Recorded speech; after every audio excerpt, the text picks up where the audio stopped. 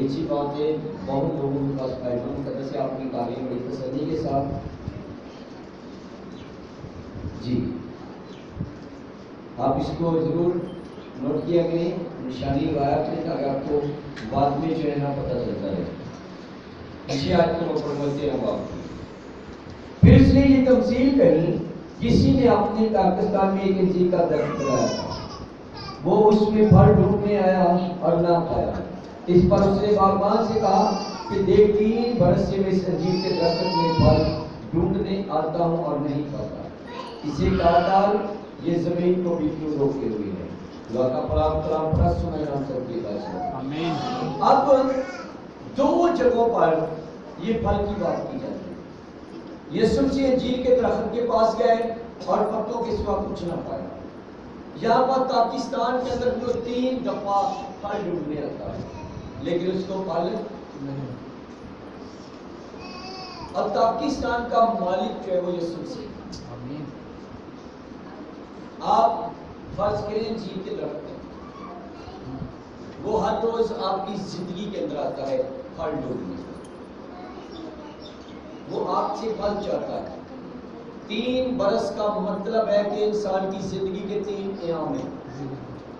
एक जैसे कहते हैं ना नौ उम्र, 18 साल से पहले का जो बेटे बेटी होते हैं ना, 18 साल से पहले उनको नौ उम्र कहा जाता है, नाबालिग। 18 साल के बाद जाकर फिर उसे कहा जाता है यंग मैन, जवान। पहला नौमर, दूसरा जवानी का आलम और तीसरा 40 साल के बाद बुढ़ापे का एक आलम आता है। एक 18 साल से पहला, एक 18 से 40 साल तक और एक 40 साल के बाद। अब खुदा 3 दफा इंसान से फल जाता है। आपको 9 उम्र में भी फल देना होगा, आपको जवानी में भी फल देना होगा। इसीलिए आप देखिए चर्चेस के अंदर यूथ सेमिनार होते हैं, यूथ लोगों को सिखाया जाता है, यंग लोगों को बताया जाता है कि खुदावंद की सूरी क्या है। और इसके बाद फिर एक 40 साल के बाद का एक ऐसा दौर आता है इंसान की जिंदगी पर, वहां पर भी खुदा फल जाता है। आमीन। और आपका क्या कहते हैं फल कैसे होगा? जो वो फल चाहता है वो फल चाहता है आपसे। आप फर्ज करें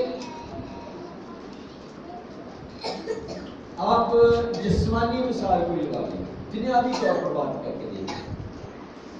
अगर कोई शख्स आपके लिए मेहनत करे सालों तक, आपकी इतनी खिदमत करे, आपके लिए बहुत कुछ तैयार करे, तो फिर आप पे फर्ज बनेगा कि आप भी इसके लिए कुछ करें। ऐसे होता है ना जी। तो अगर खुदा ने आपके लिए इतना कुछ किया है, आप सोचें, चंद वक्त बैठकर आप सोचें, अपने बचपने से लेकर आज तक आप जिस भी उम्र के अंदर, वहां से लेकर आज तक सोचें कि खुदा ने आपके लिए क्या क्या किया। सब कुछ खुदा करता है, आप उसकी मर्जी के बगैर एक सांस भी नहीं ले सकते। अगर आप लंबा सांस ले रहे हैं तो उसकी मर्जी के बगैर नहीं आप ले सकते। अब कई पंजाबी जे सियाड़े बंदे मिसाल दे ओदी मर्जी के बगैर पत्ता भी नहीं हिल सकता, ते वाकई नहीं हिल सकता। पता ही नहीं, गर्मी हो कोई हवा ना चले तो लोग तरले लेते हैं हवा ही छाट दे, सब गर्मी लगनी नहीं है, तो इसका मतलब भी वो रोक लेता है। उसकी मर्जी के बगैर कुछ नहीं हो सकता। और आज तक आप सोचो उसने आपके लिए क्या क्या किया है। पैदाइश पहला बाप पढ़े, इंसान के लिए उसने सब कुछ बनाया, फिर इंसान को बनाया। सारी चीजें बनाने के बाद खुदा ने इंसान को बनाया। और किस लिए? खुदा ने कहा कि इंसान को किसी चीज की कमी ना रहे। हर एक चीज खुदा ने इंसान के लिए तैयार करके फिर इंसान को बनाया।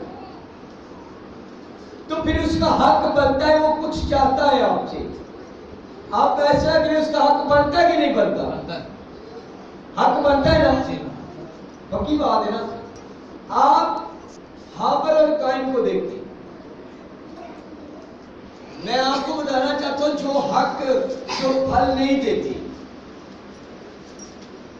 जिनकी जिंदगियों में फल नहीं है, खुदा ने काइन को और हाबिल को क्या किया? याद किया। और काइन को भी कहा अपना फल ले क्या, और हाबिल को भी। और हाबिल जो था वो, उसके पास भेड़ बकरियां थी, उसने अपने गला से सबसे खूबसूरत बकरी का बच्चा लिया, वो खुदावंद की नजर किया, खुदावंद खुश हुआ।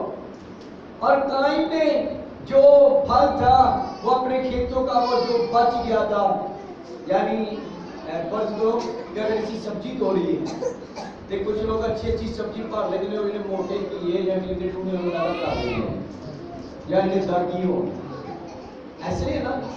काइन को फल लेकर खुदा के हजूर में गया, अब खुदा नाराज हुआ। खुदा क्या हुआ? नाराज हुआ ना। ते आज ऐसी केड़ा फल लेके आने हैं? इस तरह का फल लेके नहीं आते। पता केड़ा फल लेके आने हैं?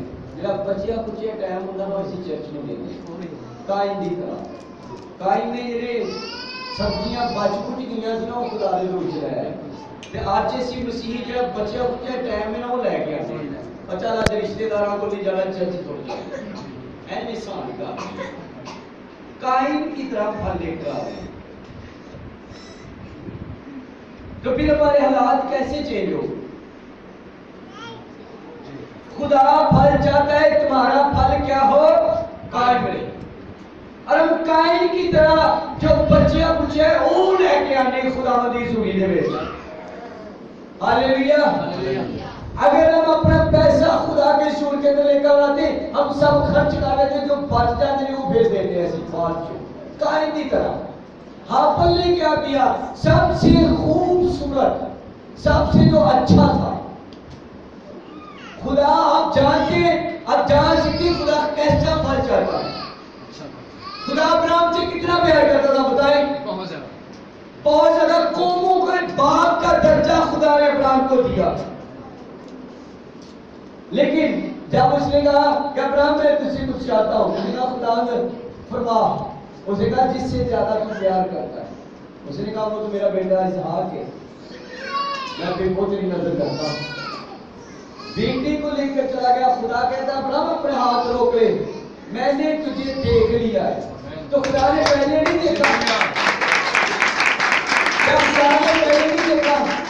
खुदा ने जब इसहाक लिया, सारा के साथ वादा किया, कौमों का बाप बनाने का वादा किया, और अब्राहम की नस्ल को सितारों की मानत, रेत के जरों की मानत का जो बरकत उसने दे दी है। तो फिर खुदा कहता मैंने आज तुझे देखा।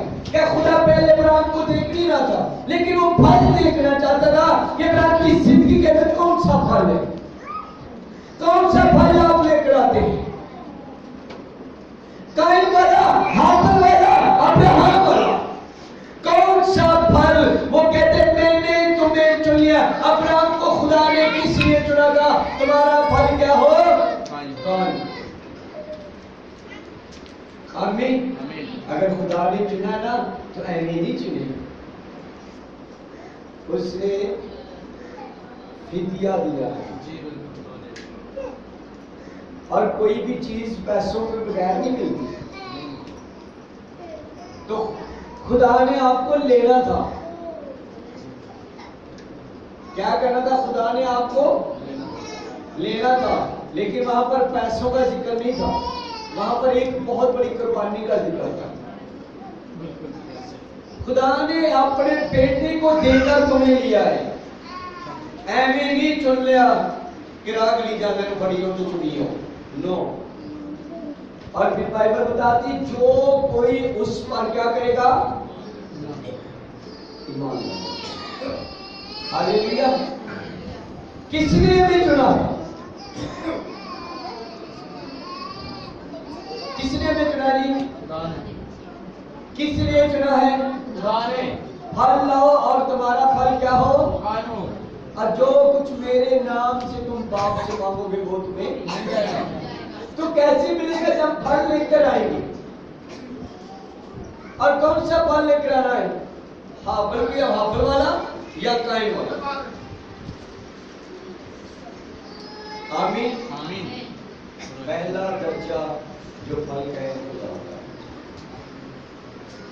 अब्राहम के पास और भी तो काफी चीजें थी जिनसे वो प्यार करता होगा, लेकिन इसमें सबसे ज्यादा प्यार है उनकी बेटी से।